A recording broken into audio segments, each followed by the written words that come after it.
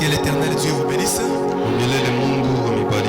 Est-ce que tu peux m'aider à saluer ton voisin de gauche et de droite? La salutation ne coûte rien. Est-ce que tu peux m'aider à bien le saluer? Dis-lui que je transmets ma salutation au nom de Jésus. Amen. Amen. Amen. Amen. Nous n'avons pas assez de temps encore pour perdre. À ma montre, il est 17h35 minutes. Nous sommes reconnaissants envers le Seigneur. C'est celui-là qui a permis que nous soyons là. Et il a appuyé sur son interpréteur pour que nous existions. Alors nous sommes tellement reconnaissants envers ce Dieu-là. Était lui, nous ne pouvons jamais exister. Même vous qui êtes venus ce soir, c'est par la grâce de Dieu que vous êtes là. Est-ce qu'on peut d'abord célébrer le nom de Jésus? Non, le nom que tu acclames, ce n'est pas le nom de ton grand-père. Le nom que tu acclames, ce n'est pas le nom de ton père. Est-ce que quelqu'un peut m'aider à acclamer, à célébrer Jésus? Le nom qui nous a sauvés, le nom qui nous a lavés, le nom qui nous a ramassés. Nous parlons aujourd'hui, nous sommes les ivrognes du hier. Nous qui parlons aujourd'hui, nous sommes les impuniques du hier. Est-ce qu'on peut célébrer la grâce de Jésus? Alléluia. Amen. Veuillez vous rasseoir. C'est comme ça qu'il faut acclamer les rois. Je ne peux pas commencer le message sans pour autant dire merci et manifester ma reconnaissance particulière à l'homme de Dieu, le révérend pasteur Samuel Mudiwa.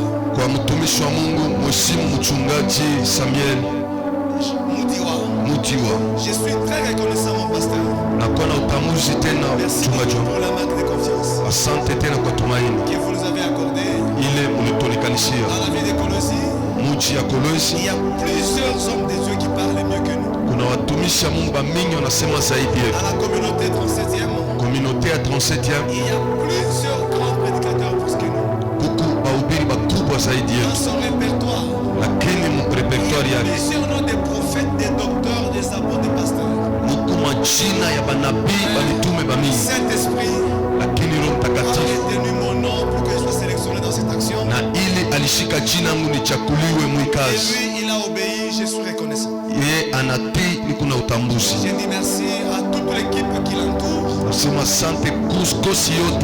Merci également à maman, son épouse. Nous sommes reconnaissants. La confiance que vous nous avez accordée, nous allons bien garder cette confiance. Et à la fin du travail, nous allons retourner la confiance telle que vous nous l'avez accordée. Et j'ai dit également merci à vous qui êtes venus ce soir. Vous savez, je l'ai toujours dit partout où je passe. Je le répète encore ce soir ici chez nous. Que chez nous il n'existe pas de messieurs l'abbé sans paroisse.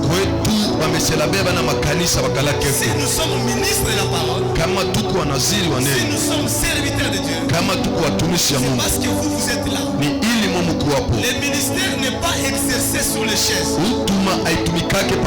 ministère n'est pas exercé sur les instruments et consorts.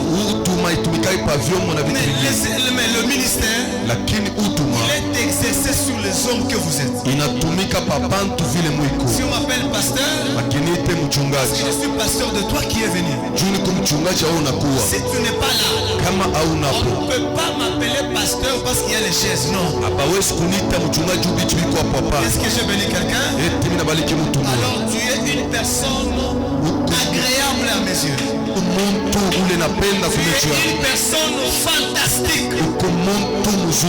Je vais te révéler une chose. Vous savez que si récompensé au ciel, unajua kama mitalipiwa je kumbingu, serai récompensé au ciel au travers de toi. mitalipiwa kumbingu kupitia wewe. On ne comprend pas mambo. Tu m'as pas compris ça. Kama Mungu atalipa bahubiri. Et si Dieu va récompenser les prédicateurs, parce que mon il va récompenser les prédicateurs parce que vous étiez là, on était en train de prêcher. Et si Dieu va bénir le pasteur, il va nous bénir parce que le peuple de Dieu, les prédits, vous êtes là. Tu es la personne la plus importante. Tu es une personne de très importante. Est-ce que tu peux acclamer d'abord pour toi-même? J'aimerais te rassurer. Que dans ces 3 jours qu'on m'a accordé, tu vas m'aimer. Tel que je t'ai dit, tu vas tellement m'aimer. Ce que je te dis, c'est la vérité. Moi, je vous aime déjà. Voilà pourquoi je suis venu. Si je ne vous ai pas aimé, je n'allais pas venir. Mais vous allez m'aimer pourquoi? Parce que le Seigneur Dieu va vous parler au travers de moi. C'est pas moi qui vais parler, mais c'est lui qui va parler. Parce que moi, je suis juste un canal que Dieu a choisi pour te faire du bien. Est-ce que quelqu'un peut acclamer Jésus? Si un homme a apporté sa Bible, il va m'aider à lire 2 Samuel chapitre 7.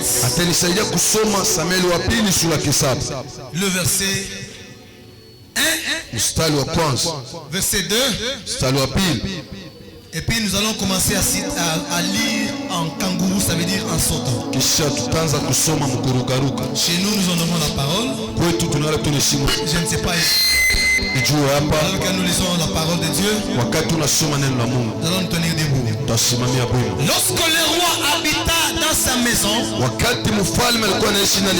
que l'Éternel lui donnait du repos,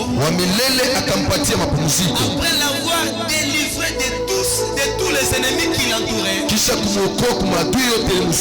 Le verset 2. Il dit à Nathan le prophète, vois donc, j'habite dans une maison de cèdre, et l'ange de Dieu habite au milieu d'une tente. Nathan répondit au roi, va, fais tout ce que tu as dans le cœur. Donc le problème commence dans le cœur. Tu fais tout ce que tu as dans le cœur. Car l'Éternel est avec toi. La nuit suivante, la parole de l'Éternel fut adressée à Nathan le prophète. Va dire à mon serviteur David, ainsi parle l'Éternel. Et c'est toi qui me bâtirais une maison pour que j'en fasse ma demeure. Je vais lire le verset 12.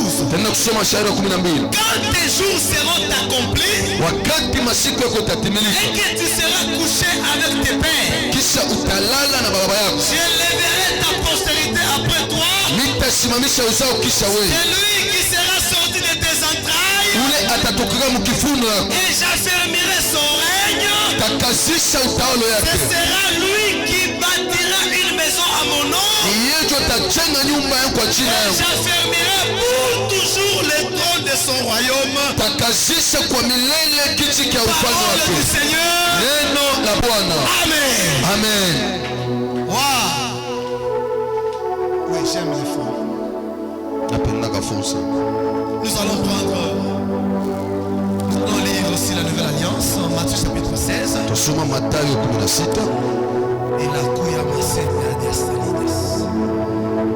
nous allons lire le verset 16 jusqu'au verset 18. Simon Pierre répondit, tu es le Christ, le Fils du Dieu vivant. Jésus reprenant la parole lui dit, tu es heureux, Simon, fils de Jonas. Simoni mwana wa Yona. Car kwa maana ce ne sont pas la chair et le sang qui t'ont révélé cela. haina mwili na damu ikakufunulia. C'est mon Père qui est dans les cieux. Ni baba yangu anakuwa mbinguni. La partie qui m'intéresse c'est le verset 18. Fasi inaelekea sheria 18. Et moi, mimi je te dis que tu es bien. Inakuonesha ku Petro Et que sur ces rocs juu ya hii mwamba je bâtirai mon église. tajenga po hekalu yangu. Et que le porte du séjour des morts Na milango ya Atezi ne prévaudra point contre elle. haifanye kitu kwayo. Amen. Amen. Ça c'est la parole du Seigneur. Hii ni neno la Bwana. Kwa majina tunaitwa mchungaji David Makonga. Par le nom, je m'appelle le pasteur David Makonga. Je suis représentant légal de la communauté des assemblées Rocher des Anges. Nakuwa pia ule anaangalia makutano mwa manyakati. Je suis enseignant de la parole. Niko mwalimu wa neno. Je suis écrivain. Niko mwandishi. Je suis promoteur d'une école de ministère. Niko chanzo ya masomo ya huduma. J'enseigne les hommes de Dieu. Nafundisha watumishi wa Mungu. Et je suis marié à une seule femme. Nishakuwa bibi moya. Et elle était venue les jours passés ici. Kisha alikuwa kama siku. Et nous avons plusieurs enfants avec elle. Tuko na watoto wa mingi pamoja naye. Amen. Amen. Mais cette semaine, Na hii juma l'homme de Dieu mtumishi wa Mungu nous a choisi pour que nous soyons les porteurs de la sémence de cette église. alituchakula ili tukuwe wenye kubeba mbegu mwa kanisa. Un grand thème qu'on nous a donné. Shina kubwa alitupatia. Un cœur pour la maison de Dieu. Moyo juu ya nyumba ya Mungu. Un cœur pour la maison de Dieu. Moyo juu ya nyumba ya Mungu. Je ne peux pas commencer mon message Yesu kwanza ujumbe sans pour autant revenir un peu sur ce que les hommes de Dieu ont parlé. bila kurudia kwanza kubili watumishi wa Mungu alisema. Depuis dimanche, il y a eu des hommes de Dieu qui ont défilé dans de cette chaîne. Tangia mchuma kuna watumishi wa Mungu walitembea kumimbali. Personne du pasteur Hilaire Koulou, Lakini kwa mtu mchungaji ile à ngumi qui j'honore sa grâce, ule unaheshimia neema yake. il nous a parlé de la présence de l'arche chez Obed Edom.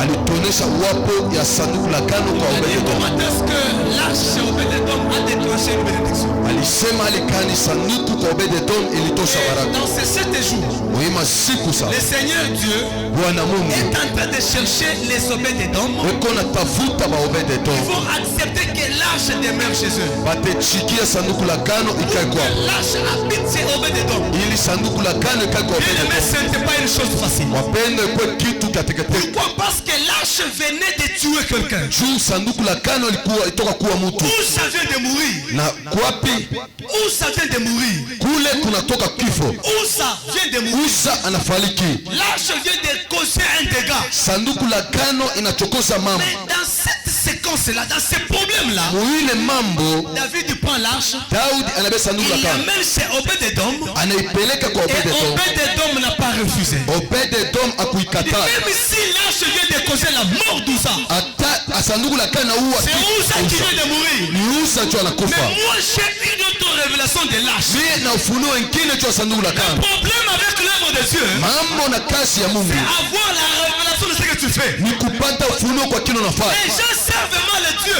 Bantu yatumikia Mungu mubaya. respectant les états, donc les ordonnances des hommes. Mukuheshimu makanuni ya bantu. On ne sert pas Dieu avec les ordonnances des hommes. Hawezi kutumikia Mungu na makanuni ya Pour bantu. bien servir Dieu, Ili kutumikia Mungu il vizuri, faut avoir une révélation personnelle de ces dieux-là. inapasali kuwa na ufunuo pekee ya ule Mungu. Ouza avait une autre vision de l'arche. Usa alikuwa na onyo ingine na safiri Même sanduku la kano. si chez Ouza, l'arche a tué, Hata kwa Usa sanduku la kano limuwa. moi chez moi, Obed-Edom, Na mie kwangu Obed-Edom l'arche ne veut pas tuer. sanduku la kano haitaua. Si je vais prendre l'arche, Wakati mitabe sanduku la la kano, Bible souligne une chose. Biblia inapiga kistari kitu L'arche moja. n'a fait que 3 mois. Sanduku la kano fanya tu miezi Après tatu. 3 mois, Kisha miezi on tatu constate une grande bénédiction tunaona baraka kubwa dans la maison d'Obed-Edom. munyumba ya Obed-Edom. Alléluia. Amen. Alléluia.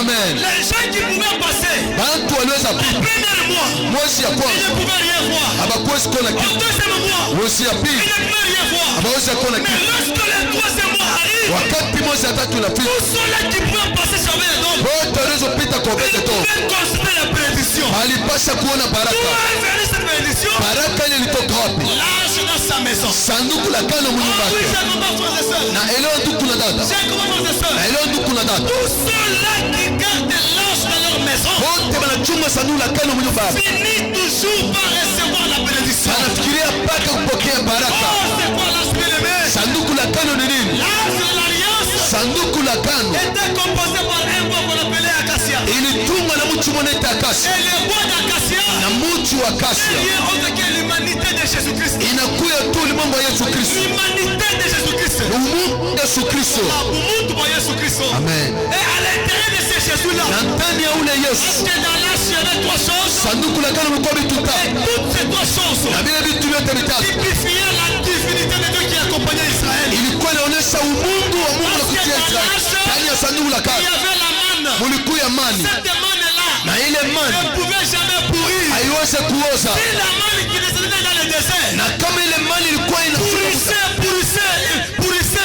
donc le soir. ilikuwa kunaoza magharibi, Mais la manne qu'on avait mis dans l'arche, mani baliweka msanduku la elle a kano traversé des années et des époques. ilitambuka miaka na miaka, Cette manne-là ne peut jamais pourrir. na ile mani haikuweze kuoza. Vous comprenez, le Seigneur? Naelewa wapendwa wa Bwana, Or, la manne, lakini mani c'était la nourriture qui est descendue du ciel. inakuwa ni chakula sio kumbili. C'est que la manne, Kusema mani c'est une nourriture que Dieu a préparée depuis le ciel. ni chakula Mungu alitayarisha tangia mbingu. C'est quoi la nourriture que Dieu a préparée? Chakula ni ile Mungu alitayarisha, C'est Jésus lui-même. anakuwa ni Yesu mwenyewe. Quand Jésus-Christ vient, Wakati Yesu il anakuja, dit je suis le pain de vie, aseni mkate le usiku, pain qui est descendu du ciel. mkate inashuka kumbingu, Et ce pain-là na ile mkate ne pouvait jamais pourrir. haiweze kuoza. Jésus-Christ Yesu est Kristo la manne cachée. anakuwa ni mali ya Il kuficha, ne peut jamais pourrir. haiweze kama kuoza, Alors pourquoi kwa sababu son évangile, injili yake depuis qu'il a annoncé il y a de cela 2000 ans, tangia alitangaza kukumbia de kadoni,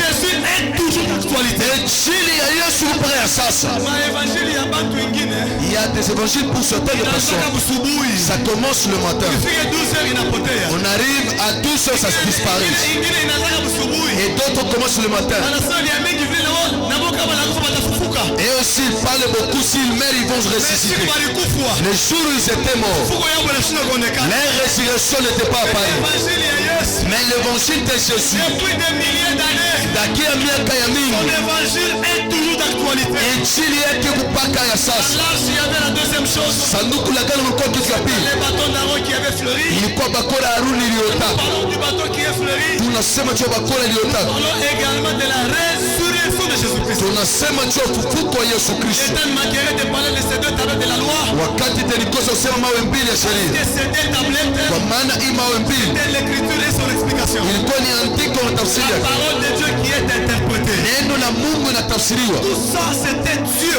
yote ile ilikuwa ni qui Mungu, était dans l'arche. alikuwa msanduku la Alors, kale.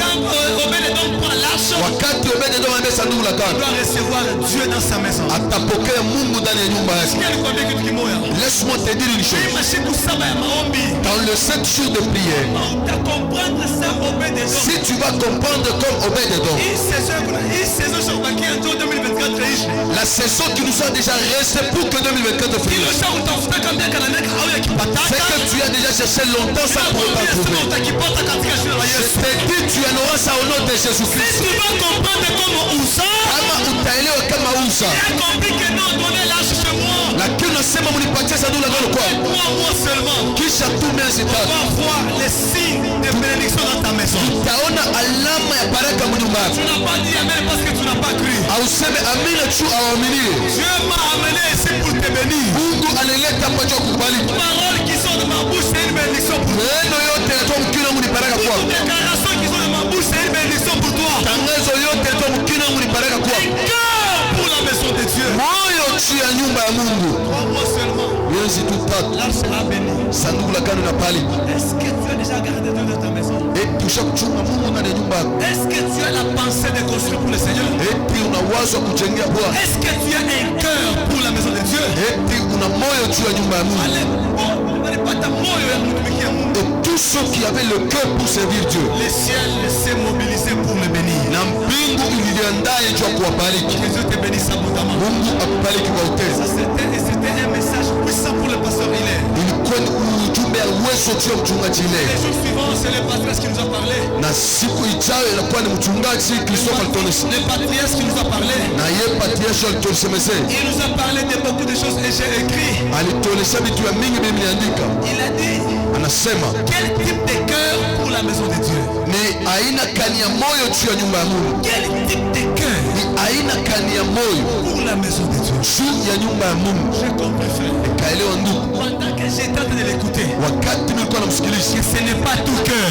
Aina moyo yote qui peut avoir une pensée pour la maison de Dieu. Inaweza na wazo juu ya nyumba ya Mungu. Ce n'est pas tout cœur. Aina moyo yote. Oui, bien aimé, ce n'est pas tout cœur. Ndio wapendwa, aina moyo yote. Il nous a parlé de beaucoup de cœurs. Alituonesha mioyo ya mingi. Il a dit d'un faux cœur. Anatuonesha mioyo ya mubaya. Il nous a parlé d'un cœur endurci. Anatuonesha mioyo mgumu. Il nous a parlé d'un cœur de chair mais qui est pur. Anatuonesha moyo ya nyama iko safi. Il nous a parlé aussi d'un cœur mauvais. Anatuonesha juu ya moyo ya mubaya. Il nous a parlé d'un cœur pur et honnête. Anatuonesha juu ya moyo safi na Il nous a unyofu. aussi parlé d'un bon cœur. Anatuonesha juu ya moyo moyo. Il nous a parlé d'un bon cœur. Anatuonesha juu ya moyo mzuri. Toi-même tu connais. Wewe mwenyewe unajua. Quel est l'état de ton cœur pour servir le Seigneur? Lakini aili kani ya moyo wako juu kutumikia Mungu. Est-ce que tu es prêt pour servir? Eti uko tayari juu ya kumtumikia? Est-ce que tu es prêt pour servir le Seigneur? Eti uko tayari juu kutumikia Bwana? Est-ce que tu as une pensée Eti una wazo pour la maison de Dieu? juu ya nyumba ya Mungu? Tous ceux-là qui pensent pour la maison de Dieu, Wote banawaza juu ya nyumba ya Mungu. Dieu finit toujours par les bénir. Mungu anafikiria pa Je kuwabariki. vous flash seulement en passant, Lakini aonesha kidogo kupita. parce que je parlerai de ça le dimanche. Kwa maana tasema hayo mchuma. Écoutez, Usikie pasteur, mchungaji. j'ai expérimenté moi-même cette expérience. Niliishi kabisa sana kule kujua. Hata tutatangaza baraka. Même si nous allons déclarer la bénédiction. Hata tutafanya mambo yote. Même si nous allons faire quoi que ce soit. Aussi longtemps que notre Dieu est locataire, Wakati Mungu wetu yuko nalipia, il n'y a pas de bénédiction. hakuna mabaraka. Je répète pour vous dire ça. Narudilia mmoja kuonesha. Le Dieu de la Bible Mungu wa Biblia ne bénit jamais sur une terre étrangère. asibarikake kamwe pa nchi ya kigeni. Pourquoi tu restes silencieux en train de m'observer? C'est ça même. C'est ça, bien-aimé.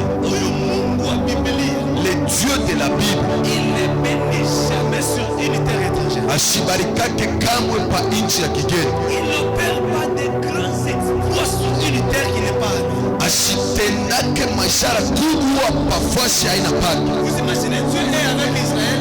Unawaza Mungu yuko na Israeli. Il est avec lui dans le pays qu'on appelle Égypte. Eko naye mwile nchi anaita Misri. Au lieu seulement d'opérer des grands exploits Lakini anasema tu kutenda miujiza et kubwa d'accomplir la bénédiction. na kutimiza baraka. Mais il dit ceci. Anasema hiyo, Si vous voulez que vous buvez le lait, kama mnapenda mkule que maziwa, vous mangez le miel mkule na asali, et que vous ayez le repos, mkuje na mapumziko, vous ne l'aurez jamais aussi longtemps que vous êtes encore en Égypte. hamutaipata kama wakati mtakuwa Misri. Et il dit, Kisha akasema Paul Mutoke, kwanza kite, kama mnatoka, et lorsque vous allez quitter, vous irez dans le pays, dans la terre promise. tenda nchi ya malaki, C'est dans cette terre-là mwile nchi que moi je vous donnerai le repos. kule mie tawapatia Que moi je mapumziko, vous bénirai. kule tawabariki, Que vous allez boire du lait. mutakunya Vous allez cultiver maziwa, la terre et la terre va vous produire des choses. mutalima udongo itawasalia Je bibi. pose la question à Dieu. Ninapika swali kwa N'est-ce Mungu, pas, il est écrit. inaandikwa Toute la terre appartient à Dieu. udongo wote inakuwa ni ya Mungu, Même en Égypte. hata Mumisri Mais c'est sa terre. inakuwa ni udongo ya Pourquoi il ne peut pas bénir là-bas? jua nini ashezi kubaliki Et pale. puis Égypte c'est ma terre. Misri ni udongo ya Mais Égypte na Misri n'est pas la terre d'Israël. haina udongo wa Et je Israeli. ne peux pas bénir Israël Siwezi kubaliki Israeli sur une terre qui n'est pas à lui. pa udongo aina yake Ça, ile. retiens-le. Shikayo Parce que je vais revenir sur ça. kwa sababu tarudilia Un cœur moyo pour la maison de Dieu. juu ya nyumba ya Mungu. Dans le texte que nous venons de lire, Kitabu totoka kusoma il s'agit de David. inakuwa ni juu ya Daudi. David, il a eu une pensée. Alikapata wazo, Il a eu une pensée. kapata wazo, Il fait un constat. na ye akangalia. Il dit mais j'ai commis une grosse erreur. Mimi nafanya kosa kubwa. Moi je ne suis pas locataire. Mie mishina mishili biaki. Je suis déjà dans la terre promise. La bénédiction que Dieu avait promis à nos pères. Je vis le repos. Je vois comment est-ce que mes ennemis sont par terre. Je vois comment est-ce que Dieu a ravi la royauté au roi Saül. Il me l'a donné. Et j'ai déjà construit une maison de cèdre. Je vis aisément. Pourquoi? Ça c'est une grosse erreur. Mais la maison de Dieu, le temple de Dieu, l'arche de l'alliance, vit dans une tente. Non. Je te donne là-bas une invitation. Ici, il y a combien de bailleurs? Combien de bailleurs? Voilà. Ceux qui ne sont pas locataires. Voilà. Merci. Je vois les doigts. Ceux-là qui payent, qui sont locataires, à partir de $100, à partir seulement de $100 à montant. Voilà, nous sommes là. Oh, gloire au Seigneur. Donc tu habites dans une maison d'autrui. Tu fais seulement 4 dimanches. 4 dimanches. Tu payes $100. Tu fais seulement 4 dimanches. Tu payes $150. 4 dimanches. 4.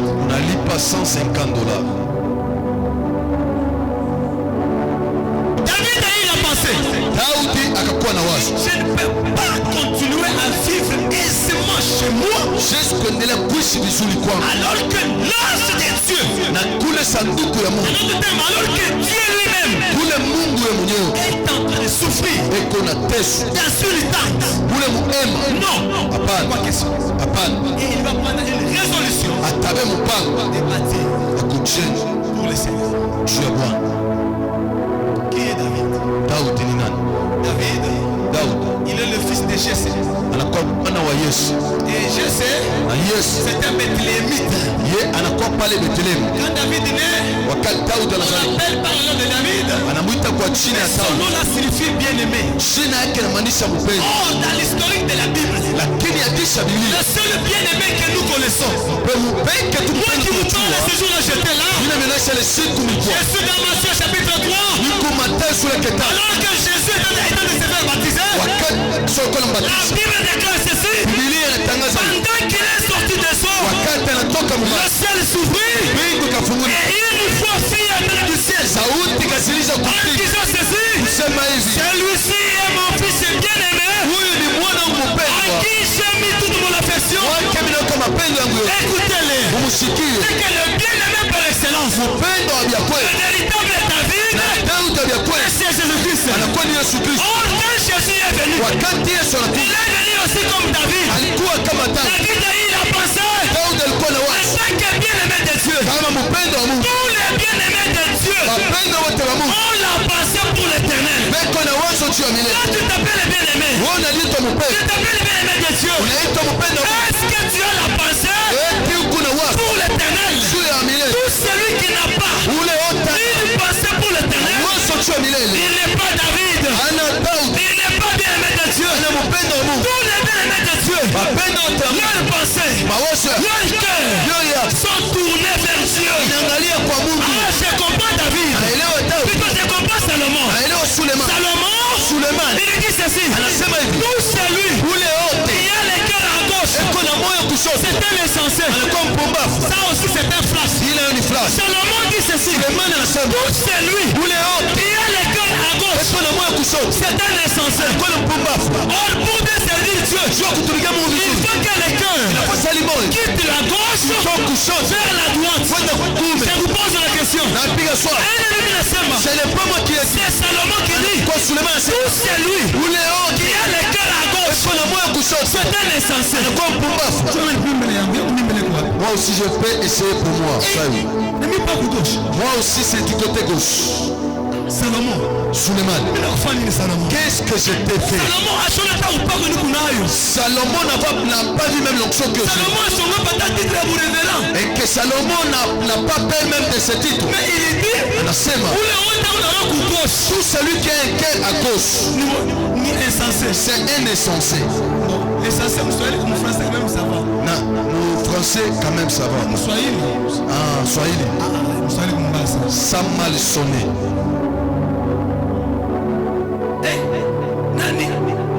Ah, c'est pas moi qui ai dit, c'est lui, hein?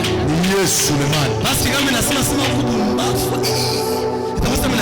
c'est comme qui dirait que c'est Salomon. Mais Suleiman, il dit tout celui qui a le cœur à gauche, c'est un insensé.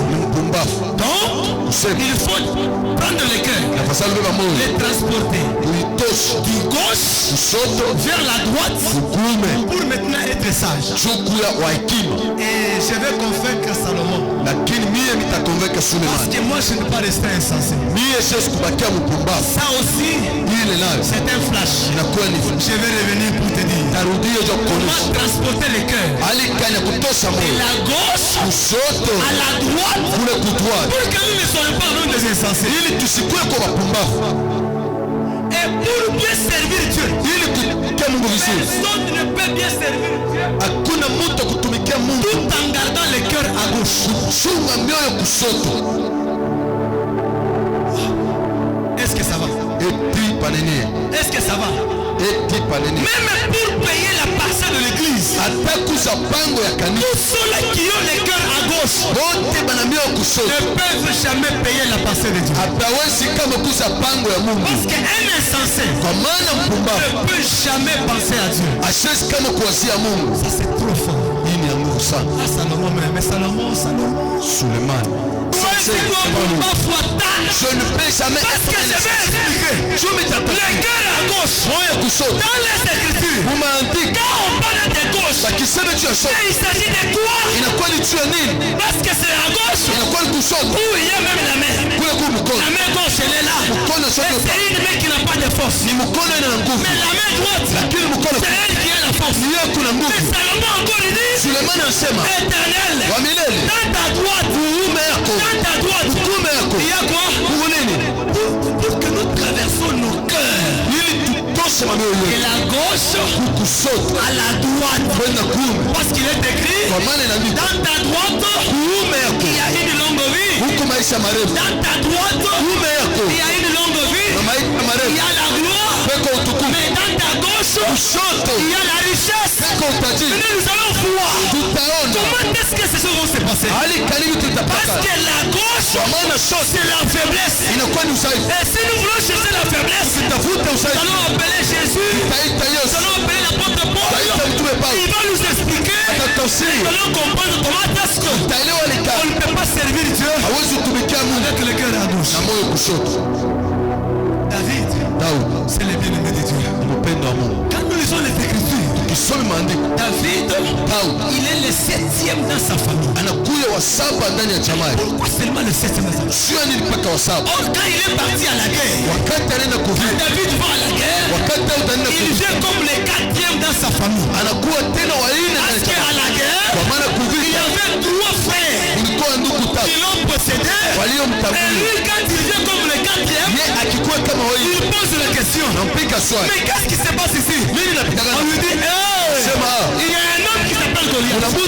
Et ce Goliath-là, il a insulté Israël. L'armée d'Israël, il a insulté pendant 40 jours. Quand David vient comme le 4e, c'est pour arrêter les insultes de Goliath. Je suis venu dire à quelqu'un, le chiffre 4, c'est le chiffre de la délivrance. Et je suis venu dire à quelqu'un, le chiffre 4 apporte la délivrance. Le chiffre 4 apporte la lumière. Le chiffre 4 arrête la malédiction. Parce qu'il est écrit, la malédiction commence de la première génération jusqu'à la 4e.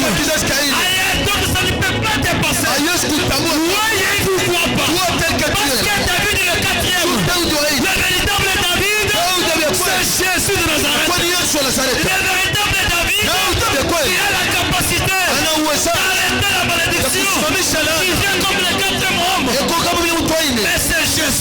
Yesu. Je te prophétise ce soir. Ninakutabiria tarehe. Malédiction yote. Toute malédiction. Ikunaanguka au nom de Jésus. Tomber au nom de Jésus. Malédiction ya kizazi. Malédiction familiale. Ya kizazi. Malédiction familiale. Ne peut pas encore résister. Haiwezi kupingana Parce que tena. David, Kwa maana Daudi le quatrième, wanne il a la capacité ana uwezaji d'arrêter la ya malédiction. kusimamisha Il laana. n'arrête pas seulement la malédiction. Asiweze pas Mais laana. quand il vient, Wakati anakuja oh, je pas demandé nilienda kuuliza à Shadrach, kwa à Shadraka Meshach Meshaka et à Abednego. na Abednego Ils étaient trois walikuwa watatu dans la fournaise. kule Mais mtanuru, pour que le feu ili moto ne parvienne pas haifikiri à les consumer, il walunguza fallait que le quatrième vienne. masali wa ina Quand kuja le quatrième descend, wakati wa ina il kuja arrête la anasimamisha puissance de feu. uwezo ya Il moto. est évident que les hommes ont Prophétise quelque chose moto mule kuna pita. dans le feu où tu Oh, David waine.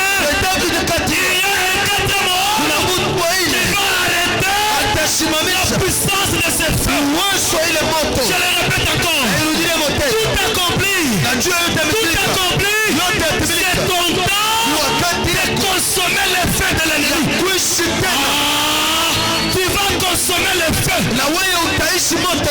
Utaivinya. Tu vas consommer ça. Moto yote lisimama. Et que tous les feux qui sont Moto yote élevés, lisimama. les feux qui sont Suwa ya élevés, uteswe. pour que tu Suwa souffres, ya urie. pour que tu plaies. Kutabiria sa mtumishi wa Je Mungu. prophétise comme un homme Le de Dieu. véritable David c'est Jésus. Victoria kweli Quand Yesu. il vient comme le quatrième, Tellement kama il arrête la puissance du feu. anasimamisha uwezo ya moto. Même si ton mariage Hata ndoa yako traverse le moment de feu, inapita wakati ya même si moto. même si cette église Hata hii kanisa traverse le moment de feu, inapitisha wakati ya je le moto. déclare comme un envoyé de Dieu. Tangaza kama mtume wa Je Mungu. vous présente Jésus le quatrième homme. Tambulisha Yesu wa hii. D'ailleurs, Kisha n'est-ce pas, il est écrit, inaandikwa. l'éternel homme des yeux, Milele Mungu il est le feu dévorant. anakuwa moto Il utakatifu. est le feu dévorant. Anakuwa ni moto Si lui c'est le feu, kama yeye ni moto. alors nous, Sisi nous sommes des flammes de feu. tumatini za Ah, moto. tu n'as pas compris. Elewa J'ai tena. pas demandé Nenda à kulisa. mon bien-aimé David. Pendo Daudi. David, c'est quoi le feu? Moto ni nini? Il dit dans Psaume 104. Anasema Psalm 104. Et le quatrième couplet, il dit ceci.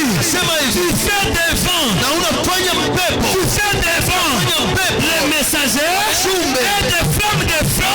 Timi za moto. Tes serviteurs. Mtumishi wako. Ah, bila kutabiria tena. Je prophétise. Wewe Toi. na wewe uko flamme de feu. Tu es une flamme de feu. Kama tena walikubamba. Et si hier on t'a Leo saisi, watabamba. aujourd'hui ne peut pas te Sema leo saisir. watabamba. Aujourd'hui ne peut pas te saisir. Sema baba baba. Baba, baba. Au nom de Jésus. Au nom de Jésus. Au nom de Jésus. Au nom de Jésus. Maisha yangu Maisha yangu. hawataibamba tena. Taibamba tena. Au nom de Jésus. même si ton couple, Hata chozi. même si tes activités Hata biashara yako. traversent la fournaise, Ikunapitisha moto. il y a un David, Kuna Daudi il y moja. a le quatrième homme. Kuna mtu wa Il hii. ne manquera jamais d'être présent. Hatakosa kama Il kuwa ne hapo. manquera jamais d'être présent. Hatakosa kuwa Parce hapo. que quand il vient, Wakati anakuja il arrête ça. anasimamisha. Oh, le chiffre 4, Nampa hii c'est aussi les 4 portes de l'agneau. inakuwa mikono ina mwana Les 4 kondoo. portes de l'agneau, Inakuwa mikono ina ça mwana donne kondoo. l'équilibre. Inaleta ustare. Aussi l'agneau, Kama mwana à kondoo. 3 pattes, Iko na mikono il est tatu. déséquilibré. Hana na ustare. Oh, l'agneau véritable, Mwana kondoo de c'est kweli. Jésus de Nazareth. Yesu wa Et Nazareti. Jésus, Na Yesu jana il était un homme. alikuwa mtu. Aujourd'hui, Leo Jésus, Yes. c'est la parole. Neno. Ah, c'est que Kusema. la parole que je prêche, Neno liko na c'est une parole inakuwa ni qui neno. est stable. Kuna ustare. Elle ne peut pas bouger. Yes Je kutenda. comprends pourquoi. Kwa leo Tout celui qui reçoit la parole wote et napokea. il la met en pratique, Ni kwa tendo. sa vie devient stable. Aisha kile wana ustare. Tu as besoin de la stabilité.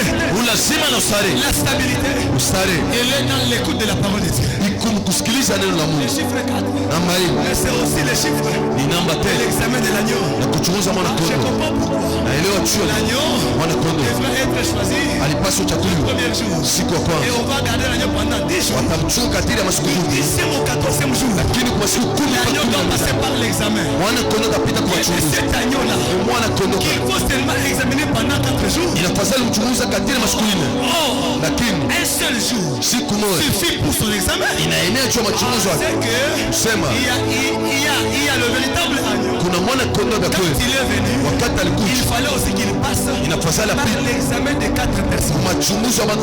Parce que Job dit ceci, les jours parleront.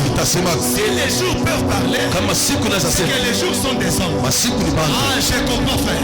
C'est la raison pour laquelle les 4 jours de l'examen de l'agneau sont 4 hommes, sont 4 personnes qui devaient examiner l'agneau Jésus. Ah, tu n'as pas compris jusque-là. Le premier jour s'appelle Caïphe. Quand on a arrêté Jésus, on l'a amené chez Caïphe. Caïphe regarde, c'était le premier jour. Il dit ceci, amenez-le chez Anne. On a amené Jésus chez Anne. Arrivé chez Anne, c'était le deuxième jour. Parce qu'un jour qui doit parler, un jour qui doit parler, c'est tout un homme. Ah, tu n'as pas compris. Mais j'appelle un peu aussi Salomon. Salomon, c'est quoi un jour? Il me dit ceci dans Proverbe 27, le verset premier. Il dit ceci, ne t'invente pas tout lendemain, car tu ne sais pas ce qu'un jour peut enfanter. Le jour qui enfante, ce n'est qu'une personne. Ah, je comprends, frère. Si Jésus c'est une personne, après avoir l'amené chez Caïphe, on l'a amené chez Anne. Après l'avoir amené chez Anne, Anne dit ceci, amenez-le chez Hérode. On l'a amené chez Hérode. Hérode c'est le 3e jour. Hérode regarde Jésus l'agneau. Il dit bon, ça va. Amenez-le chez Pilate. Quand on l'a amené chez Pilate, pour confirmer que cet agneau n'a pas de défaut. Cet agneau, il a une année.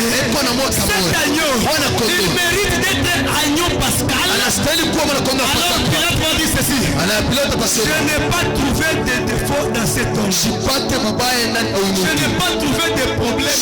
Quand il a terminé seulement de dire ça, il a compris, il a conclu que Jésus était digne d'être mouru. C'est que les chiffres 4, c'est l'examen de l'agneau. Je suis venu dire à quelqu'un, je suis venu dire à cette église, est-ce que la parole que tu écoutes t'amène à une réflexion? Est-ce que la parole que tu écoutes chaque jour t'amène à une pensée? La pensée d'être crotte avec le Seigneur, la pensée de servir le Seigneur, la pensée d'attendre sa seconde venue. Ceux-là qui écoutent la parole, ils finissent par avoir une vie équilibrée. L'équilibre commence par la pratique de la parole que nous écoutons. Quand il fait le 4e jour, je comprends pourquoi. Quand il est venu, c'était à la carte. Donc c'était au 40e jour. Des insultes de cet esprit qu'on appelait Goliath. Peut-être cette église a traversé les temps où les gens se moquaient de vous, où les gens vous insultaient, où les gens disaient ceci. Mais l'église là, tout est accompli. Il n'y a rien de spécial. Il n'y a rien qui peut sortir de là. Oui, ce sont les paroles de Goliath. Mais quand David vient, il doit cesser les insultes, le moquerie. Je viens de parler de saison ya aya inaisha. La saison de honte finie. Inasema saison ya aya inaisha. La saison de la honte finie. Inasema saison ya aya inaisha. Je dis la saison de la honte finie. Parce que quand David vient, il doit mettre fin à la honte d'Israël. Anapasha weka mwisho kwa ya Israeli.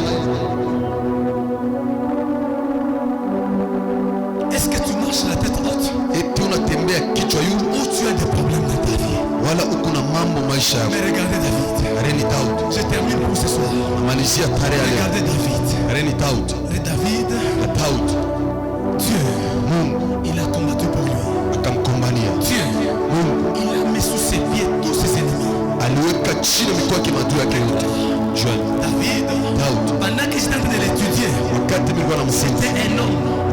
C'était un homme qui mettait d'abord Dieu.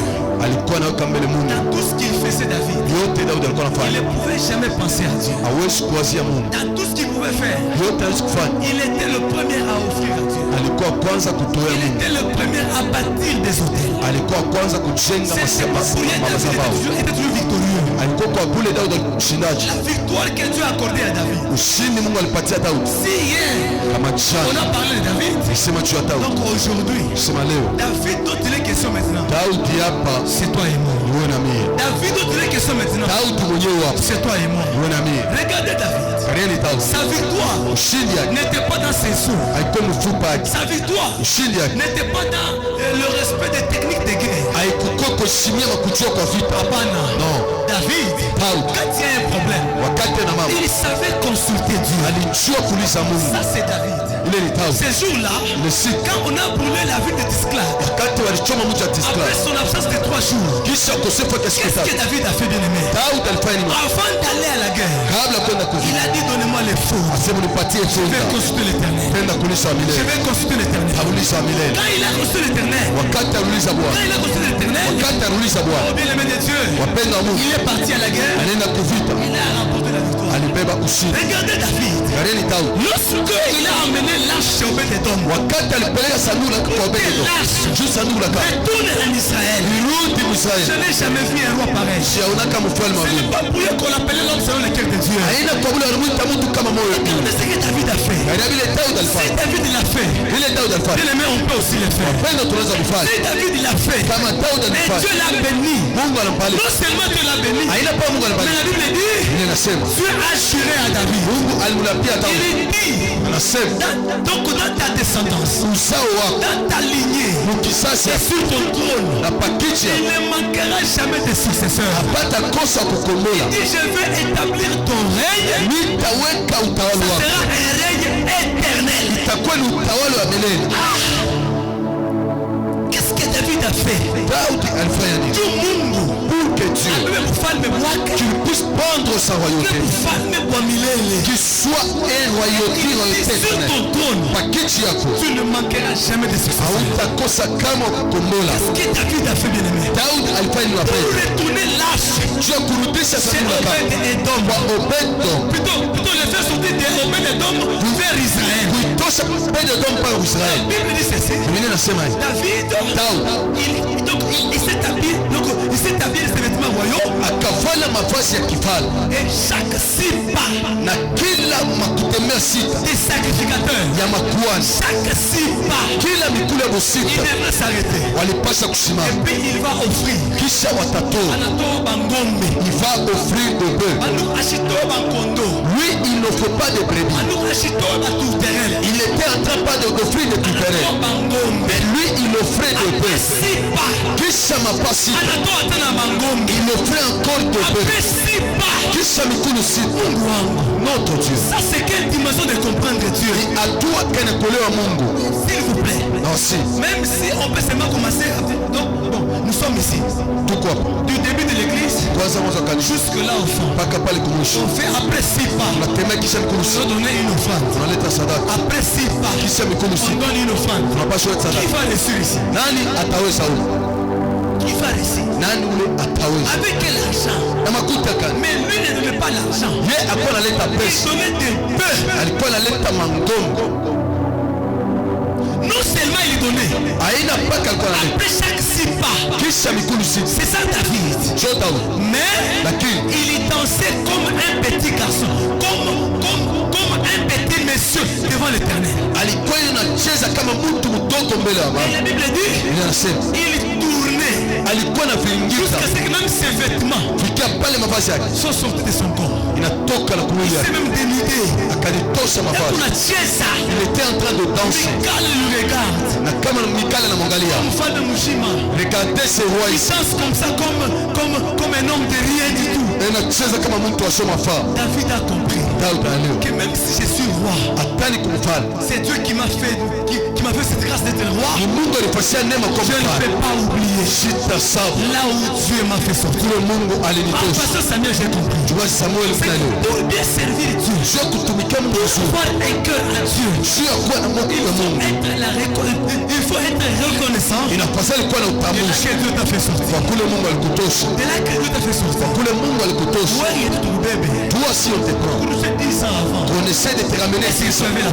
Ulikuwa na mfano. On essaie pas de te faire retourner en 5 ans. Est-ce que tu avais la forme? Ulikuwa na mfano. Il y a déjà ici. Kuna watu c'était des maladies. Ilikuwa ni magonjwa. Chaque jour l'hôpital. Kila siku mais Dieu a déjà terminé ce dossier. Anesha kusema. Il y a déjà ici. Kuna watu 10 ans avant. Lakini on les insultait. Walikuwa na chambula. Des célibataires. Walikuwa mbaraka. Ouais, utafanya kanini? Toi qu'est-ce que tu vas faire? Aujourd'hui tu es marié. Leo ushakuolewa. 10 ans avant. Kuna miaka il y a déjà ici. Hapa bantu. 15 ans avant. Na miaka 15 païens. Walikuwa ni wapagani tu. Païens tout fait. Wapagani mais aujourd'hui. Lakini leo serviteur de Dieu.